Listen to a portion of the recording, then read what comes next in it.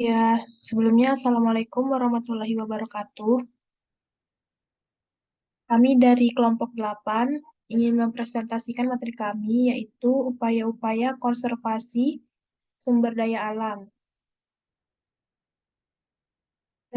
Kelompok kami terdiri dari Nur Ainun Rizky An-Nabila dan saya sendiri Sabina Adha. Kemudian ada Reza Fira Adelin, kemudian ada Mus Auliani, dan yang terakhir ada Revia Arya. Langsung saja kepada pemateri pertama, yaitu Mbak Reza Piera. Ya, baik, terima kasih. Eh, Bangsa Indonesia memiliki kekayaan sumber daya alam yang melimpah,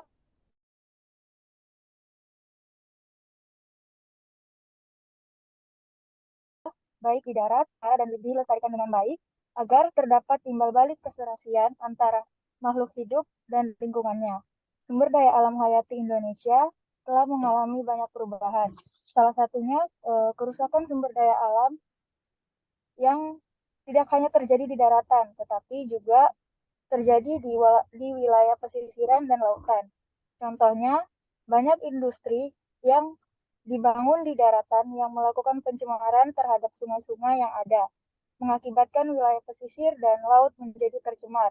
Untuk mencegah menurunnya kondisi keanekaragaman hayati dan ekosistemnya yang ada, pemerintah melakukan upaya konservasi.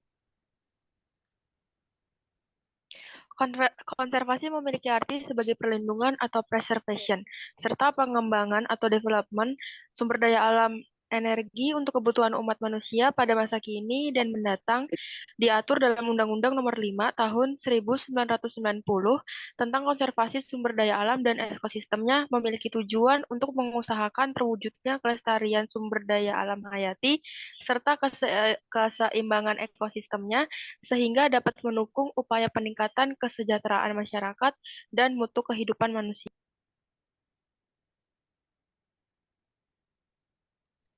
Pasal 33 ayat 3 Undang-Undang Dasar Negara Republik Indonesia tahun 1945 bahwa bumi, air, dan kekayaan alam yang terkandung di dalamnya dikuasai oleh negara dan dipergunakan untuk sebesar-besarnya kemakmuran rakyat, baik pemerintah pusat maupun pemerintah daerah, berkewajiban menjaga kelestarian sumber daya alam yang ada untuk meningkatkan kesejahteraan rakyatnya.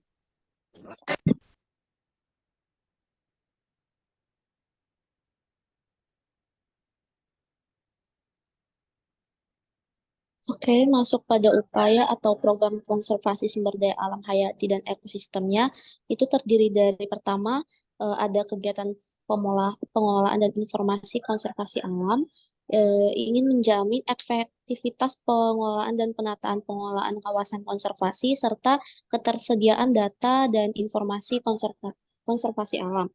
Yang kedua itu ada kegiatan pengolahan kawasan konservasi, ingin menjamin efektivitas pengolahan kawasan suaka alam, kawasan pelestarian alam, dan juga ada taman buru. Ketiga, kegiatan konservasi spesies genetik ingin menjamin efektivitas upaya konservasi spesies dan sumber daya genetik. Dan yang terakhir itu ada kegiatan pemanfaatan jasa kegiatan kawasan konservasi ingin menjamin efektivitas pemanfaatan jasa lingkungan hutan konservasi.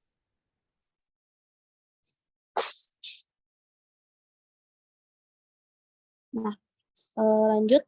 Kelima itu ada kegiatan pembinaan konservasi kawasan ekosistem esensial, ingin terselenggaranya pembentukan dan pembinaan pengolahan kawasan ekosistem esensial.